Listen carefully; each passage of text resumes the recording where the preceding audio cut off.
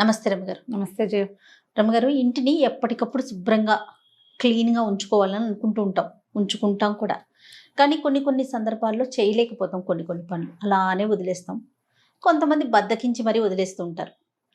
మొత్తం క్లీన్గా సర్దుకున్నాం అనుకోండి, ఇప్పుడు షింక్లో గిన్నెలు అయి ఉంటాయి, తీసి బయట పెట్టేసామంటే కిచెన్ అంతా భలే ప్రశాంతంగా కనిపిస్తుంది. అప్పుడు ఒక పని చేయడానికి ఉత్సాహం అనిపిస్తుందండి. లేవగానే పక్క దుప్పట్లు కానీ బెడ్షీట్స్ కానీ మడత పెట్టరు, చాలామంది ఫోల్డ్ చేయరు, అట్లానే వదిలేస్తారు. ఇల్లు చేసుకుంటారు, తుడి చేసుకుంటారు, మిగతా అన్నీ అయిపోతాయి. కానీ ఎంత చేసినా ఆ రూమ్లోకి వెళ్తే కంఫర్ట్గా అనిపించదు. అలానే బట్టలు కూడానండి నలిగిపోయి ముడతలు వచ్చేసి, ఉతికిన బట్టలు ఎప్పటికప్పుడు తీగ మీద నుంచి తీసి వెంటనే ఫోల్డ్ చేసుకుంటే నీట్గా ఉంటుంది. మనం ఈ కుర్చీల మీద వేసి ఆ బెడ్ల మీద వేస్తే ముడతలు ముడతలు ముడతలు అయిపోతే అసలు ఉతికిన ఫీలే రాదు. అవును కదా రామగారు.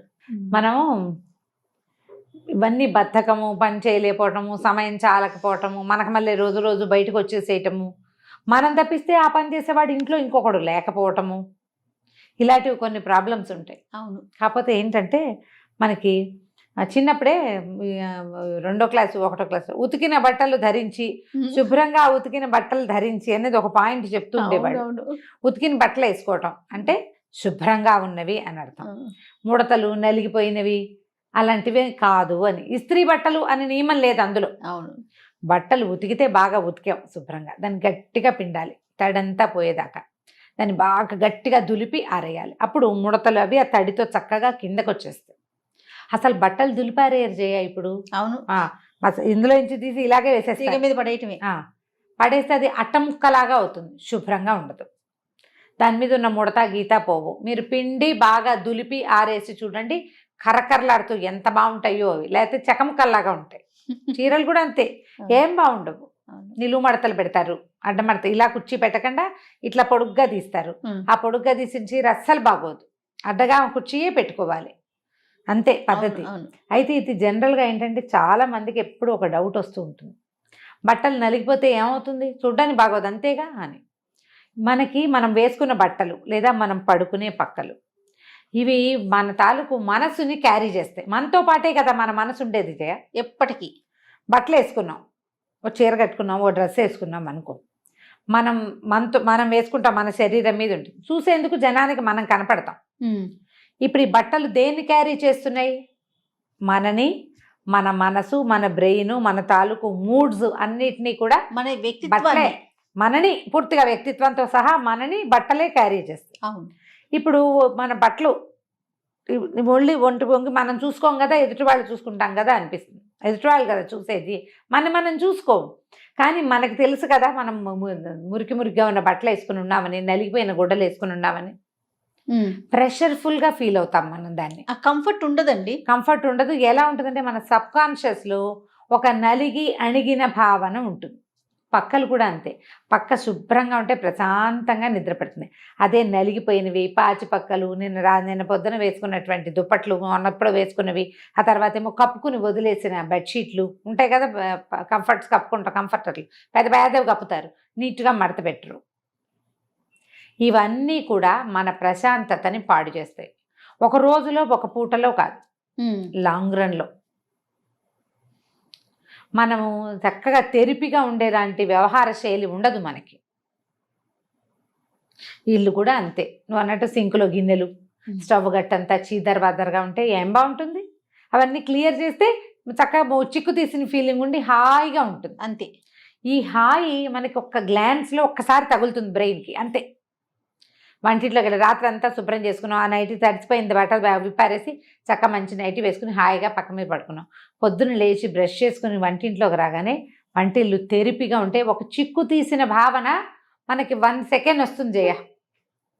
ఆ 1 సెకండ్ బ్రెయిన్ ఎంత బాగా యాక్టివ్ అయిపోతుందంటే ఆ రోజు పనంతా బాగా చేయగలుగుతాం. ఎంతసేపు మా ఇల్లు ఎంత బాగుందో, మా ఇల్లు ఎంత నీట్గా ఉందో అని అనుకోం మనం, అలా అనిపించదు. ఒక్క క్షణపు ప్రశాంతత మన మిగిలిన అన్ని పనుల మీద ప్రతిబింబిస్తుంది. సోఫాలు నీట్గా ఉండటం, పేపర్లు గీపర్లు ఎబరాయి దెబరాయి కాకుండా ఒకదాని మీద వేసి చక్కగా నీట్గా పెట్టడం, బల్లలన్నీ దుమ్ములు లేకుండా ఉండటం, డైనింగ్ టేబుల్ తుడిచి ఉండటం, టేబుల్ మీద గ్లాసులు స్పూన్లు అవి ఇవి అలా పెట్టేయకుండా ప్రాపర్గా పెట్టుకోవటం, చాలా సామాన్లు పెట్టుకుంటాం డైనింగ్ టేబుల్ మీద. ఆ పెట్టినవన్నీ ఒక ఒక ఏమన్నా ఆర్డర్లీగా పెట్టడం, ఆర్డర్లో పెట్టడం. అవును. ఎక్కడ ఉండవలసిన వస్తువు అక్కడ ఉండటం. దానివల్ల ఏమవుతుందంటే బుద్ధికి ప్రశాంతత వస్తుంది. తద్వారా ఇంట్లో ప్రశాంతత వస్తుంది. మనము చిరాకు పడుతూ చర్చలాడుతూ విసుక్కుంటూ తిట్టిపోస్తూ అలా ఉన్నాం. నలిగిపోయినట్టుగా ఉండం, మనం ఫ్రెష్గా ఉంటాం. ఈ ఫ్రెష్నెస్ని సాధించాలంటే ఒళ్ళొచ్చి పనిచేయాలి, అంతే. దానికి అదే మార్గం. ఎవరు చేస్తారు? లేకపోతే ఇప్పుడు ఏం చేయొచ్చు అంటే మనం భర్తని పిల్లల్ని భాగస్వాముల్ని చేయండి. ఎవరి బట్టలు వాళ్ళకి మడత పెట్టి మీ బట్టలు మీరు సర్దుకోవటం అలవాటు చేయండి. మా ఫ్రెండ్స్ ఒకరు ఉండేవారు, ఆయన బట్టలు ఆయనే సర్దుకుంటారట, వాళ్ళ అబ్బాయి బట్టలు కూడా ఆయనే సర్దుతారు, టవల్స్ అన్ని మడత పెట్టి ఆయనే పెట్టుకుంటారట. నువ్వు బాగా సర్దవు, నా ర్యాక్ నేనే సర్దుకుంటానంటారట. ఆయన ఎంత బంగారు కొండో అనుకుంటా గుర్తొచ్చినప్పుడల్లా నేను. ఆయన బట్టలు ఆయనే పెట్టుకుంటారు. ఐరన్ చేయించుకోవడం కూడా తన ప్లాన్ ప్రకారం ఆయనే ఐరన్ చేయించుకుంటారు. ఐరన్ అబ్బాయి వస్తాడు, తోవి బట్టలు తీసిస్తారు, ఇస్త్రీ చేసే అబ్బాయి వచ్చినప్పుడు ఆయన ఫలానా ఫలానా వివు అని చెప్తారట. ఎంత బాగుంది, సూపర్. పిల్లలకి అలవరచండి. లాగులు వేరేగా పెట్టుకోవటం, చిన్న చెడ్డీలు ఉంటే అవి వేరేగా పెట్టుకోవడం, షర్ట్లు వేరేగా పెట్టుకోవటం.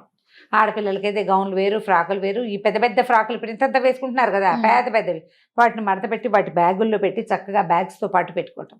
అది కూడా నేను ఒకళ్ళ ఇంట్లో చూశాను. ఈ కొనుక్కొచ్చినప్పుడు ఒక బ్యాగ్లో వాళ్ళు పెట్టిస్తారు కదా షాప్ వాళ్ళు, ఆ బ్యాగ్స్ పడేసుకోలేదు వాళ్ళు. ఈ ప్లాన్ బాగుంది చూడండి. ఇప్పుడు మనం ఏం చేస్తాం, ర్యాకులో ఆల్రెడీ బట్టలు ఉంటాయా, ఇంత పెద్ద గౌన్లు అందులో ఇరికించడానికి ప్లేస్ ఉండదు. వాళ్ళు ఇచ్చే బ్యాగ్ కరెక్ట్గా సరిపోతుంది. ఆ మడత ప్రకారం మడిచి నీట్గా రోల్ చేసి అందులో పెడితే ఆ బ్యాగ్ని అల్మార్లు పై అరలు కొన్ని ఒకటి ఖాళీగా ఉంచుకున్నాం అనుకోండి, ఈ 5-6 బ్యాగులు పిల్లలందరి దగ్గర ఈ పెద్ద పెద్ద గౌన్లు ఉంటున్నాయి. సూట్లు కొంటాం, పిల్లలకి బ్లేజర్లు కొంటారు, వాటికి కూడా ఒక ప్యాక్స్ వస్తాయి, ఆ ప్యాకుల్లో పెట్టేసుకోవటం. బ్లౌజులు వేరేగా చిన్న చిన్న బాక్స్లు ఏర్పరిచి బ్లౌజులు చక్కగా అరేంజ్ చేసుకోవటం. బట్టలు అరేంజ్ చేసుకునేందుకు కూడా ఎన్ని వీడియోలు ఉన్నాయి జయ అసలు. ఎలా మడత పెట్టాలి, ఎలా అరేంజ్ చేసుకోవాలి.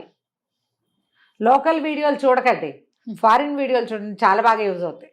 వాళ్ళ ప్లాన్ చాలా బాగుంటుంది, నీట్గా రోల్ చేయటం. మా అబ్బాయి ఎప్పుడు ట్రిప్స్ వెళ్తాడు కదా, వాడు మొత్తం బట్టలన్నీ రోల్స్గానే ఉంటాయి జయ.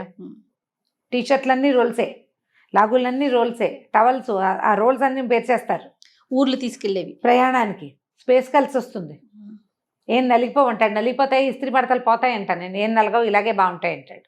వచ్చేటప్పుడు కూడా అలాగే అన్ని చుట్టాలు పెట్టుకొస్తాడు, చుట్లన్నీ విప్పుకుని మెషిన్లో వేసుకోవాలి మేము. నా కూతురు ఇప్పుడు ఇంట్లో తనే సర్దుకుంటుంది రమ్మగారు, అంతా యూట్యూబ్ మహిమ. ప్రతి ఫ్రాక్ అయినా టీ షర్ట్ అయినా ఇలా ఇంతే రమ్మగారు, అంతే ఫోల్డింగ్స్. నేనేమో చక్కగా నేను కానీ అమ్మ కానీ చక్కగా బిల్ల మడతలు వేసి పెడతాం, మొత్తం ఓపెన్ చేసి రోల్ చుట్టేసుకుంటుంది. ఇలాగే పెట్టుకోవాలి మమ్మ, చుట్టుకుని ఇట్లా ఇట్లా ఇట్లా నుంచో పెడుతున్నారు. అంతే రమ్మగారు. అంటే ఇప్పుడు ఈ చక్క ఫ్రాకులు ఉంటాయి కదా నిలబడేవి, వాటిని రోల్ చేయలేం, కానీ టీ షర్ట్లు, లాగులు, అవి ప్యాంట్లు, పైజమాలు అవన్నీ రోల్ చేసేయచ్చు. ప్రాక్టీస్ మార్చండి. మీకు ఏంటంటే ఒక ఇన్నోవేటివ్ ఐడియాస్ వస్తాయి, కొత్త ఐడియాలు ఉంటాయి. బయట చూస్తూ ఉండండి. ఇలా చూస్తున్నా కదా, నన్ను చూస్తున్నప్పుడు అన్నీ చూడొచ్చు మీరేం చక్క. ఏదో ఒకటి కొత్త ప్లాన్ మార్చితే, అల్మార్లు మార్చుకుంటే, కిచెన్లో సెటప్ మార్చుకుంటే, దుప్పట్లు మార్చుకుంటే, దుప్పటి వేసుకునే విధానం మార్చుకుంటే, బట్టలు పెట్టుకునే విధానం ఐడియాస్ మార్చుకుంటే చాలా కొత్తగా ఉంటుంది జీవితం. ఎంత డిఫరెంట్గా ఉంటుందో డైనింగ్ టేబుల్ అరేంజ్మెంట్ దగ్గర నుంచి. మనం ఎలాగో బోల్డని హోమ్ టూర్లు కూడా చూస్తున్నాం కదా అందరివి, వాళ్ళవి ఐడియాలు ఏమైనా కొన్ని ఉంటే క్యాప్చర్ చేయండి, వాటిని ఓన్ చేసుకోండి. ఇప్పుడు ఎవరికైనా ఏదైనా ఎవరైనా చెప్పవలసిందే కదా, మన ముందు తరాల నుంచి మనం నేర్చుకున్నాం. మన తరంలో కూడా మనకు నచ్చిన వాళ్ళ దగ్గర నుంచి కొన్ని నేర్చుకోండి. నేను పుస్తకాలు చదువుకోండో అని చెప్తా, నేర్చుకుంటున్నారు కదా. కొన్ని పిల్లలకి కథలు చెప్పండి అని చెప్తున్నామా, అది నేర్చుకుంటున్నారు. అట్లాగే ఇలా కొన్ని కొత్త ఐడియాలు క్యాప్చర్ చేసి ఇంటిని మార్చుకోండి. తద్వారా మీ మైండ్ సెట్ మారుతుంది, మీ జీవన విధానంలో మార్పు వస్తుంది. మంచి ఏమనాలంటే క్వాలిటీ లివింగ్ చేతొస్తుంది మనకి. దానికోసం ట్రై చేయండి. నలిగిపోయిన బట్టలు, నలిగిపోయిన పక్కలు, ఎబరాయి దబరాయిగా ఉన్న సోఫాలకి స్వస్తి చెప్పేయండి వాటితోటి. బై బై చెప్పేది. కొత్తవి కొనుక్కురమ్మని మాత్రం నేను చెప్పట్లేదు, ఉన్న వాటిలోనే ప్లాన్ మార్చుకోండి అని చెప్తున్నా, అంతే. తప్పకుండా రమ్మగారు. నమస్తే. నమస్తే.